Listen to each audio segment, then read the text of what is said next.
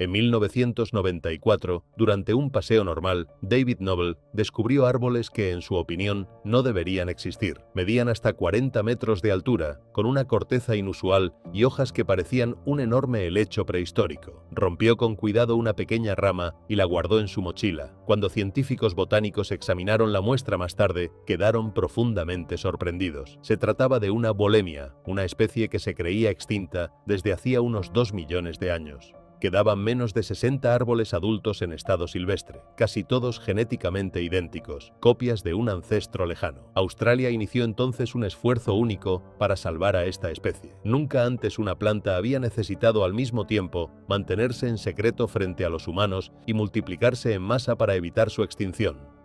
Pero la parte más difícil de esta historia apenas comenzaba. Los expertos reaccionaron al principio con mucha cautela. Pocos días después, Noble mostró la rama a Wyn Jones, botánico del National Park Service. Jones examinó con atención las hojas secas, pero no pudo afirmar nada con certeza. No había suficiente material para una identificación segura. Entonces, recurrió a botánicos del Royal Botanic Garden de Sydney. Tampoco ellos reconocieron la especie. El equipo regresó al cañón para tomar fotografías y recolectar corteza, conos y semillas. Pasó otro año hasta que el hallazgo quedó documentado oficialmente. En 1995, un artículo en la revista Telopea presentó la nueva especie, Bolemia nobilis, nombrada en honor al Parque Nacional Bolemi y al propio Noble. Hasta entonces, la especie solo se conocía a través de fósiles de hasta 90 millones de años. La familia de las araucariáceas, a la que también pertenecen el cauri y la araucaria, dominaba los bosques del hemisferio sur en la era de los dinosaurios. Se creía que esta rama de la familia había desaparecido hacía millones de años. En realidad, sin embargo, había seguido creciendo en secreto en un único cañón, a 150 kilómetros de la ciudad más grande de Australia, sin ser detectada porque el lugar solo es accesible mediante cuerdas o helicóptero. Poco después del descubrimiento, la especie se vio amenazada precisamente por quienes intentaban protegerla. Un helicóptero, al recolectar conos para investigación, rompió accidentalmente ramas de uno de los árboles. El National Park Service comprendió que una sola acción imprudente podría extinguir a toda la especie. La ubicación exacta del cañón se mantuvo a partir de entonces en total secreto. Solo personas cuidadosamente seleccionadas, con calzado desinfectado, podían entrar en el cañón. Pero el secreto por sí solo no resolvía el problema de fondo. Todos los árboles restantes se encontraban repartidos en 4 puntos dentro de un único sistema de cañones, en una superficie de menos de 10 kilómetros cuadrados. Las pruebas genéticas no revelaron ninguna diferencia entre los árboles, sin importar qué marcadores se analizaran. Los expertos suponen que, entre hace 10.000 y 26.000 años, la especie atravesó un drástico cuello de botella genético que probablemente dejó con vida solo 1 o 2 árboles. Prácticamente cada árbol que crece hoy en ese cañón es en esencia una copia genética de ese único ancestro original. El hecho de que la especie haya logrado sobrevivir tanto tiempo a pesar de tan escasa diversidad genética se debe a una característica física especial y no a una ventaja genética. La Bolemia nobilis es capaz de brotar nuevos troncos por sí sola, a partir de yemas ocultas cerca de la base del árbol viejo, incluso sin sufrir ningún daño. En algunos árboles individuales ya se han observado más de 40 troncos creciendo a partir de un único sistema de raíces. Sobre el suelo, sin embargo, suele verse solo un único tronco principal. Cuando un tronco viejo muere, uno nuevo vuelve a crecer de forma fiable desde ese mismo sistema de raíces.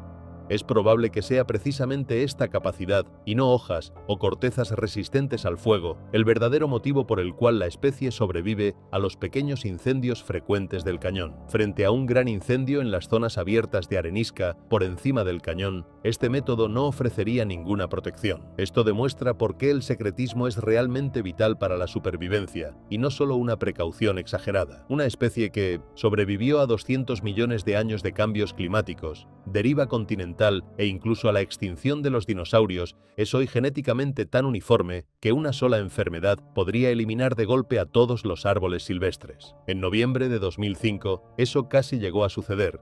Apenas unas semanas después del anuncio oficial de la especie, se encontraron árboles silvestres infectados con un moho acuático dañino que ataca las raíces de las plantas. Los guardabosques sospechan que visitantes no autorizados, que entraron sin permiso al cañón secreto, podrían haber introducido accidentalmente el patógeno. La solución consistió en un plan de 2 frentes. ejecutado de manera simultánea. Uno de los frentes consistía en proteger individualmente a cada árbol de la población silvestre. Para evitar que una sola catástrofe extinguiera a toda la especie, no se recolectaron semillas en estado silvestre, ya que eso habría perjudicado a las plántulas jóvenes. En su lugar se puso en marcha un programa de propagación mediante esquejes. El Royal Botanic Garden de Sydney y un equipo de expertos en plantas, entre ellos David Van Burkel, encargado de la distribución de plántulas, cultivaron miles de plantas idénticas a partir de tan solo unas pocas plantas originales. Antes de eso, los científicos de Mount Annan tuvieron que resolver un problema fundamental: cómo lograr que un esqueje de pino de Wollemi enraizara. Normalmente los esquejes de coníferas se tratan con hormonas artificiales, método que funciona bien en especies emparentadas como el pino de Norfolk. Las primeras pruebas con esas mismas hormonas en el pino de Wollemi, sin embargo, dieron resultados impredecibles. Entonces el equipo probó el enfoque más simple: ¿y si no se necesitara hormona alguna? Un experimento cuidadosamente planificado dio una respuesta clara. Los esquejes enraizaron sin ninguna ayuda química. El 71% de los esquejes de punta y el 82% de los esquejes de tallo inferior enraizaron por sí solos, y un tratamiento hormonal adicional no mejoró estos resultados. El árbol, prácticamente indistinguible por fuera de otros árboles comunes, resultó sorprendentemente fácil de propagar gracias a esta característica, un factor decisivo para el rápido crecimiento del programa de clonación masiva. La capacidad natural del árbol para recuperarse de pequeños incendios o daños permitió extraer esquejes repetidamente de muchos árboles adultos sin dañarlos de forma permanente. La tendencia del árbol a formar nuevos troncos a partir de yemas ocultas ayudó al programa de propagación de manera inesperada. Precisamente la misma característica que había mantenido viva a la especie durante millones de años en un único cañón, la ayudaba ahora a extenderse por todo el mundo. El público se enteró del descubrimiento incluso antes que la ciencia, a través de un único artículo periodístico. El 14 de diciembre de 1994, antes de la denominación oficial de la especie, el periodista James Woodford escribió en el Sydney Morning Herald un reportaje de portada con un titular sobre el descubrimiento de un árbol vivo de la era de los dinosaurios. El artículo se publicó apenas unos meses después del hallazgo, mientras los botánicos todavía identificaban las muestras, y rápidamente fue replicado por medios de comunicación de todo el mundo. Australia rindió así homenaje a una conífera extremadamente antigua.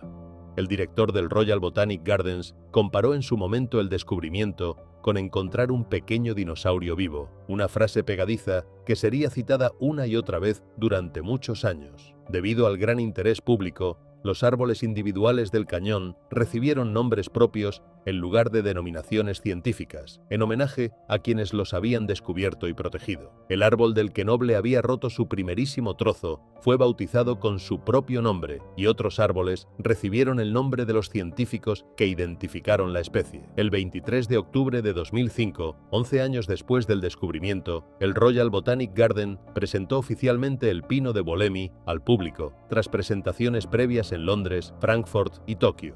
Ese mismo día, Sotheby's organizó en Sydney una subasta de una colección especial de primera generación. Había 292 árboles jóvenes repartidos en 148 lotes, cada uno con un certificado que acreditaba su procedencia de uno de los 15. Árboles silvestres concretos, con datos sobre el tamaño, el diámetro y el número de troncos de la planta madre correspondiente. Más de 400 compradores y periodistas se reunieron en una carpa cerca de la colección de plantas de los Royal Gardens. La subasta comenzó a las 15 horas y terminó por completo en 3 horas, con todos los lotes vendidos. Fue solo la segunda vez que algo así ocurría en una casa de subastas australiana. La recaudación total ascendió a 159.165 dólares australianos, incluyendo comisiones e impuestos, más del doble de la estimación más baja de Sotheby's. El lote más caro, un grupo de 15 árboles llamado Sir Joseph Banks, alcanzó 135.625 dólares antes de impuestos. Según el Sydney Morning Herald, la misma persona terminó comprando 47 árboles por unos 230.000 dólares. Otro grupo de 20 árboles destinado a una calle de París cambió de dueño por solo 21.600 dólares. Durante los 14 años siguientes, no ocurrió nada relevante. Los árboles jóvenes siguieron enviándose a viveros, jardines privados y colecciones de plantas en todo el mundo, sobre todo en regiones de clima templado. Parecía que la especie estaba finalmente a salvo, y en aquel momento todo indicaba que la parte más difícil de aquel esfuerzo ya había quedado atrás. La mayor prueba para todo el plan, sin embargo, aún estaba por llegar durante la temporada de incendios de 2019 a 2020. El megaincendio de Gospers Mountain, provocado en octubre por un rayo, quemó más de 512.000 hectáreas y avanzaba directamente hacia el Parque Nacional Wollemi. El ministro de Medio Ambiente de Nueva Gales del Sur, Matt Kean, describió lo que ocurrió después como un esfuerzo extraordinario de protección ambiental. Grandes aviones cisterna lanzaron repetidamente retardantes para crear un anillo protector alrededor de la población de árboles. Equipos de rescate fueron descendidos en cuerdas desde helicópteros hasta el cañón para instalar allí un sistema de riego y mantener el suelo húmedo mientras el fuego se propagaba alrededor. El objetivo era claro: si el fuego llegaba a los árboles, debía arder suavemente a ras de suelo en lugar de hacerlo con toda su intensidad. Todos los implicados quedaron obligados a guardar secreto absoluto sobre la ubicación exacta. El fuego efectivamente penetró en la zona durante 4 días enteros. El humo era tan denso que los equipos sobre el terreno no podían saber si su estrategia realmente estaba funcionando. Kean relató más tarde que todos esperaron noticias con angustia. El 15 de enero de 2020, el gobierno finalmente anunció oficialmente el resultado. Algunos árboles resultaron dañados, 2 se perdieron por completo, pero la gran mayoría sobrevivió. La población silvestre había resistido, pero desde 2020, la supervivencia de la especie ya no depende exclusivamente de ese único cañón. Ya en 2006 se vendían árboles jóvenes en viveros entre $55 y $95 cada uno, bastante menos que un café con un sándwich, el mismo día en que, un año antes, en la subasta todavía se pagaban $6.000 por árbol. 6 colecciones completas se entregaron a organizaciones de conservación en Australia, Nueva Zelanda, Reino Unido, Alemania y Japón. Hoy en día, los pinos de Wollemi se encuentran en jardines y parques de todo el mundo, desde los jardines botánicos de Sydney hasta jardines privados en el norte de Inglaterra. No existe ningún caso documentado de extracción ilegal en la naturaleza. La distribución fue tan exitosa que ya nadie tuvo verdadero interés en buscarlos en estado silvestre. El equipo de conservación intentó algo más, poco conocido fuera de publicaciones científicas especializadas. A mediados de la década de 2010, un equipo liderado por Heidi Zimmer, del Australian Botanic Garden, plantó con cuidado jóvenes árboles de Wollemia nobilis en un nuevo lugar silvestre, hasta entonces deshabitado, con el objetivo de crear una segunda población silvestre independiente, como respaldo ante una catástrofe en el lugar original. 2 años después, el 85% de esos árboles recién plantados seguía con vida.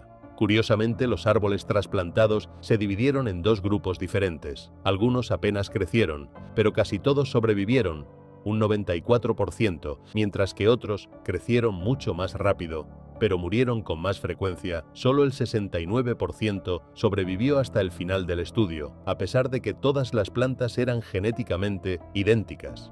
En lo más profundo del cañón, las posibilidades de regenerarse solo mediante semillas son muy bajas. Apenas un 10% de las semillas de Wollemia nobilis son capaces de germinar, y una cuarta parte de esas pocas semillas viables termina devorada por animales antes de tener siquiera una oportunidad de crecer. El número de plantas nuevas en estado silvestre varía mucho de un año a otro. Algunos años no aparece ninguna planta nueva, en otros pueden llegar hasta 60. Entre las plántulas que sí germinan, el 65% muere ya en su primer año de vida. Quienes sobreviven ese primer año, sin embargo, tienen después buenas probabilidades de seguir vivos. Un estudio realizado a lo largo de más de 16 años mostró que el 44% de las plántulas enraizadas seguía con vida al final de la investigación. Crecen muy lentamente, menos de 2 centímetros al año, bajo la sombra densa de los árboles más viejos. ¿Por qué mueren tantas plántulas entre la germinación y la supervivencia definitiva? Sigue sin estar claro hasta hoy. Entre las posibles causas se encuentran la falta de luz, el exceso de hojarasca, enfermedades del suelo o la ausencia de los microorganismos adecuados para las raíces. Los datos recopilados tras el incendio mostraron por primera vez cómo reacciona realmente un pino de Wollemi silvestre y adulto ante un incendio en su hábitat natural, una oportunidad de aprendizaje que nunca se había presentado antes de 2019. Desde entonces, esos valiosos datos se han incorporado a la estrategia a largo plazo de la especie para gestionar el riesgo de incendios. Estudiar esta especie en su hábitat natural sigue siendo un desafío sin resolver incluso después de 3 décadas de investigación intensa. Debido a un fenómeno llamado acodo natural, los científicos todavía no tienen certeza de cuántos árboles genéticamente independientes crecen realmente en el cañón. Varios troncos que parecen árboles separados podrían en realidad estar todos conectados al mismo sistema de raíces. Eso hace que incluso una pregunta aparentemente sencilla como ¿cuántos árboles quedan?, resulte mucho más difícil de responder de lo que parece a primera vista. Tras los devastadores incendios de 2019 a 2020, quedó claro que simplemente enviar clones a jardines de todo el mundo no era suficiente.